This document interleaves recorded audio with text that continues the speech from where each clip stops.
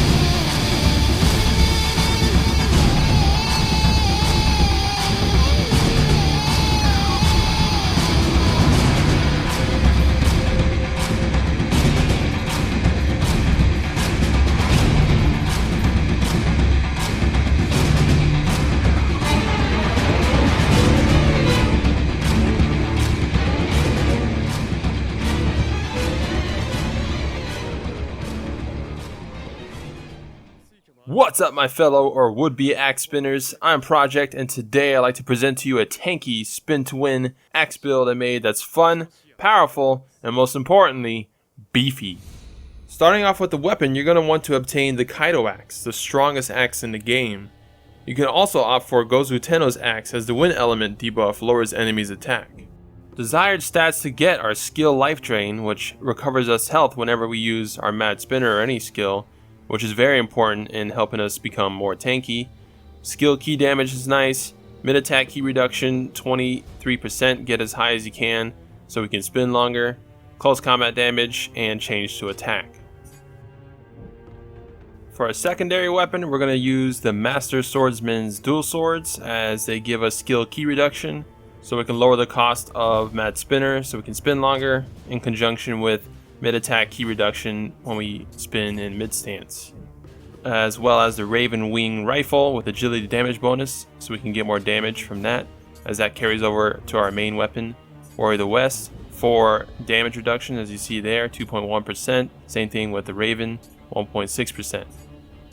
Now for the helmet, you have a bit of freedom, as we don't really need particularly anything. I chose the new mask because it gives lightning damage and we have lightning on our weapon, but you can replace this with anything like Kodama Bull or Visitor Dragon's Kabuto, etc, etc.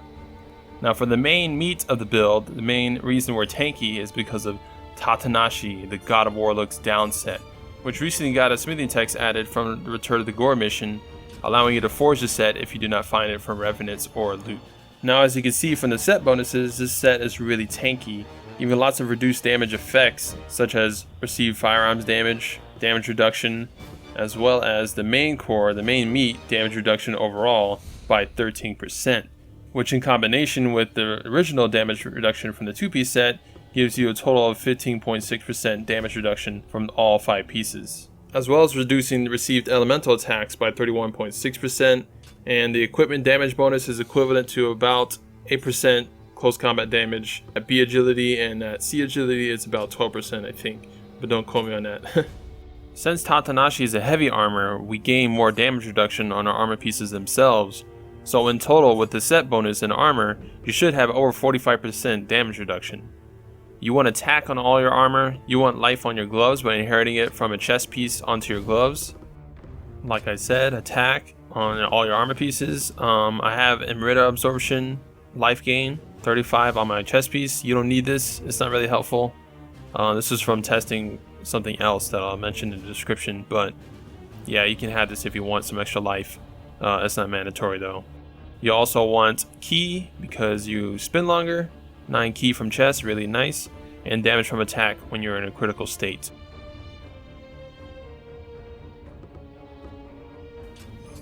Now moving on to our accessories, you got Yasukani Magatama, of course. You want yokai close combat damage on there, as well as life for more beef. If you don't know what Yasukani does, it reduces the set requirements for bonuses by 1, so a 2-piece will become a 3-piece bonus, etc, etc. And again, yokai close combat damage and life and yokai close combat damage reduction is preferable on your secondary charm. Now for stats, this build does require a higher level, as the stat investment needed to wear everything and stay under B agility is demanding. As you can see, I barely scraped past 70% with 99 strength and 83 stamina, so just be aware of that. The rest of the stats are for utility, with the next to invest into being body, as you can get over 1.3k or more life at 99 body, making you even more tankier, so people at higher levels will practically be immortal. Now for spirit, I'm sticking with Kara-jishi for the attack buff whenever we use a skill, out damaging Kato. We also get ki and lightning damage increase, as well as skill life drain for recovering back health. And in conjunction with skill life drain on our weapon, we can get back to full life fairly quickly, which combos into my preferred clan choice, Honda Civic.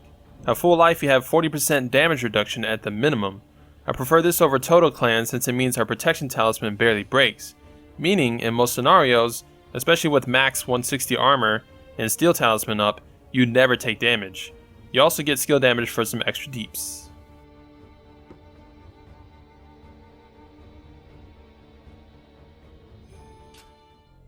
Now for the sake of saving time, I'm no longer going to go over the trees except our main weapon tree. Instead, I provided all the skills you need from each tree via this text, allowing you to pause the video and have all the skills needed in one screenshot. After getting these, you're free to spend your points however you see fit. Now for axe, you're going to want battle focus, as that allows you to spin longer as it reduces the ki whenever you attack. Of course, we use mad spinner, that is our main skill, Spin2win. And then you have fortitude for extra life, 200 max. We have inner light for when we hit yokai or anything within yokai realms, we do more damage. We got Kentaro Kata, we got heaven and earth, which is a great combo in high stance, really awesome skill. We got rumbling earth, which is whatever. We got corner bore for when we are in critical, we take less damage, and you can distribute the rest of the points how you see fit. And that's the Mastodon, my tanky axe build. Majority of the clips used were to show off its tankiness rather than being good or killing fast, but I honestly think it's in the top 3 builds in the game at the moment. It's just that good. Make sure to read the description for more info on the build, and as always, thanks for your support. Please leave a like if you enjoyed the video, comment down below with any questions, and subscribe for more Nioh Epic.